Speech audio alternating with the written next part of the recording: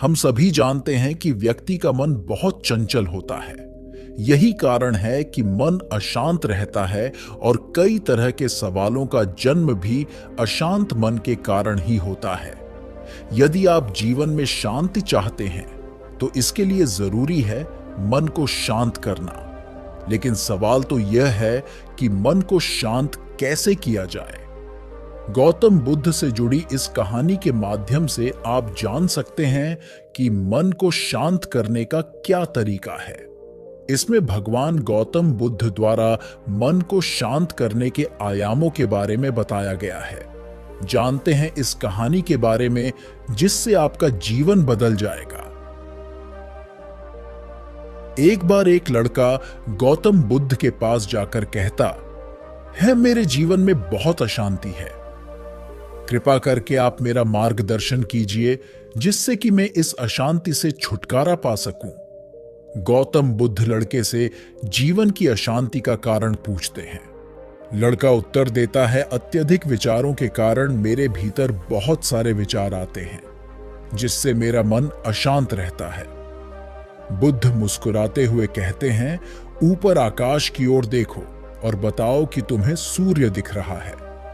लड़का ऊपर देखता है और कहता है, जी है, सूर्य दिख रहा है।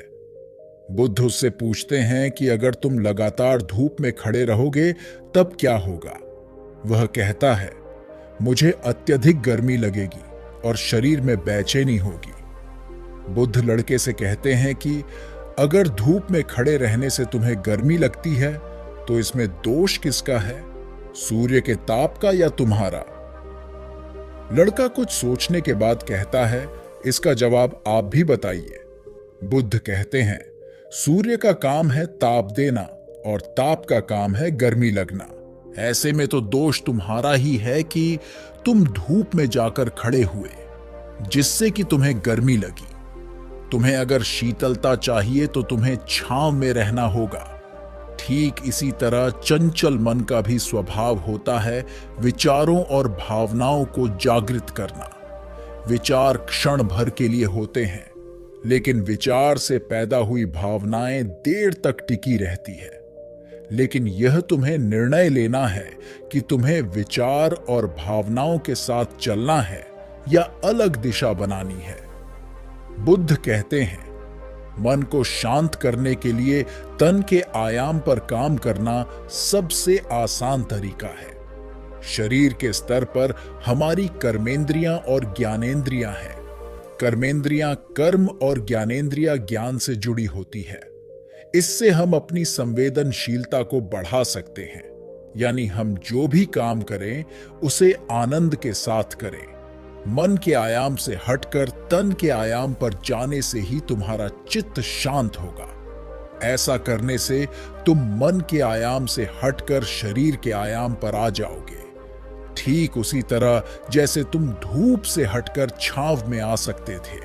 मन के आयाम से हटने पर तुम्हारी जागरूकता तन पर आ जाएगी। जब तुम तन के आयाम पर काम करोगे तब तुम्हारा चित्त शांत होगा। इसलिए हर काम को तन के आयाम पर करने से मन स्वतः शांत हो जाता है। लड़का बुद्ध से कहता है, अपने भीतर के सुर को कैसे सुने। बुद्ध कहते हैं, किसी शांत स्थान पर रहकर जहां शांति हो तब अपनी आंखें बंद करो और मन के भीतर चल रहे शोर से हटकर भीतर के सुर को सुनने की कोशिश करो। सुर निरंतर चलता रहता है, लेकिन बाहर के शोर के कारण तुम अपने मन के भीतर चल रहे सुर को नहीं सुन पाते हो। जब तुम अपने दोनों कानों को अपने हाथों से बंद कर दोगे तभी मन के सुर को सुन पाओगे। इस तरह तुम मन की अशांति से दूर हो जाओगे और तुम्हारा मन शांत हो जाएगा। मन की शांति का सबसे बढ़िया बात है कि आप खुद से प्यार करें। जब तक आप अपने आप या अपने द्वारा किए गए टास्क से खुश नहीं रहेंगे तब तक आप अपने माइंड को कंट्रोल नहीं कर सकते। आप ये सोचते हो कि आप जो भी टास्क कर रहे हैं उसमें आपको गुड रिजल्ट नहीं मिलेगा और कोई भी आपको प्यार नहीं करेगा। अपने काम से प्यार करे, उसमें लगाव रखे। इससे आपका काम भी अच्छा होगा और साथ में दिमाग भी शांत रहेगा। आप अपने आसपास की छोटी छोटी चीजों को देखकर खुश रहने की ट्राई करें, लोगों के बारे में सोचना बंद कर दें। मेडिटेशन से हमारा मन को बहुत शांति मिलता है। इससे हमारे इंटरनल डिजीज जड़ से मिट जाती है, जिससे आप डिजीज फ्री भी रहते हैं। मेडिटेशन आप रोजाना सुबह शाम 10 से 20 मिनट तक ब्रेथ वेल योगासन कर सकते हैं। ब्रेस्टिंग एक्सरसाइज करने के लिए आप अपने दोनों आंखों को बंद कर गहरी सांस लें, अपने शरीर के अंदर सॉफ्ट हवा लें और अपने अंदर की गंदी हवा को बाहर निकले। इस योगा से आपका बंद दिमाग फ्रेश होगा और दिमाग में पॉजिटिव सोच आएंगी। इसके अलावा आप योगा भी कर सकते हैं। अगर आप अपने कार्यों से खुश नहीं रहते हैं तो आपको ज्यादा से ज्यादा कठिनाइयां आती है और इससे आप कोई भी कठिनाइयों से छुटकारा नहीं पा सकते हैं। खुश रहने वाले अपने विचारों से परे नहीं होते हैं, वे वक्त के साथ अपने को ढाल देते हैं। अगर आप पहले से ही माइंड में सेट कर लेते हो कि ये काम मुझसे नहीं होगा या मैं कर नहीं सकता, तो वो नेगेटिविटी की हैबिट हो जाती है। अगर हम बार बार ये सोचे कि ये मुझसे नहीं हो पाएगा, तो आप किसी भी टास्क करने से डरते हैं और आपकी सोच नेगेटिव होती जाती है। इसलिए हमें पॉजिटिव सोचना चाहिए। दोस्तों, अगर ये बातें आपको थोड़ी सी भी अच्छी लगी हो ना, तो इस वीडियो को एक लाइक जरूर करिएगा।